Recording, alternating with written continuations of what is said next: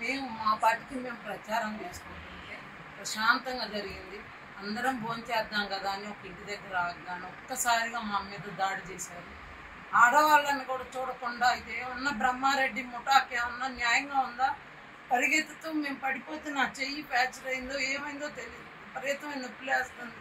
ఒక్కసారి ఆడవాళ్ళ మీద దాడి చేయటం ఒక నాయకుడికి అతని కార్యకర్తలకి ఇదేమన్నా మంచి లక్షణమా? ఇదేనా నువ్వు తీసుకొచ్చే మంచి మార్పు అంటే?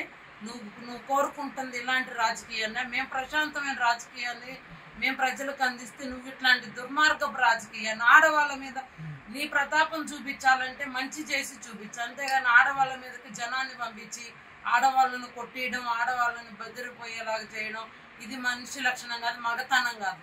నీకు దమ్ము ధైర్యం ఉంటే చేత అయితే ప్రజల్ని కాళ్ళవేళ్ళ బతిలాడుకొని మంచితనాన్ని చూపించుకోవాలి. కానీ ఇలా ఆడవాళ్ళ మీద పంపి రోజు ప్రశాంతంగా ప్రచారం చేస్తుంటే ఈ సిరిగిరిపాడు వచ్చిన తర్వాత ఈ రాజకీయ కక్షలు ఏంటి అంటే కడుపులో మీరు ఎంత కుట్ర పెట్టుకుంటే ఒక్కసారి మేమందరం ఒక చోట ఉన్నప్పుడు దాడి చేశారు. ప్రశాంతంగా జరిగిన దాన్ని ఈ 25 రోజుల నుంచి ప్రతి ఊర్లో గొప్పగా ఆదరణ పొందాము. ఈ ఊర్లో అంతకంటే ఎక్కువ ఆదరణ మాకు వస్తుందని చెప్పి కడుపులో కక్ష పెట్టుకొని ముఠాగా వచ్చి ఒక్కసారిగా మా మీద దాడి చేశారు. చూడండి ఎంతమంది దెబ్బలు తగిలి ఇంకా చాలా మంది కింద పడ్డారు.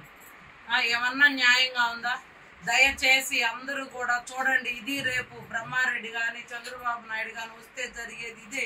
ఆడవాళ్ళని ఇలా చేశారంటే రేపు మగవాళ్ళని ఏం చేస్తారు? మమ్మల్ని బయట తిరగనిస్తారా రేపు వీళ్ళు అధికారంలోకి వస్తే? దయచేసి మిమ్మల్ని వేడుకుంటున్నాం అమ్మా, ఇప్పుడైనా కళ్ళు తెరిచి చూడండి, మమ్మల్ని చూడండి, మా బాధ చూడండి. ఎంత బాధగా ఉందో మాకు తెలుసు.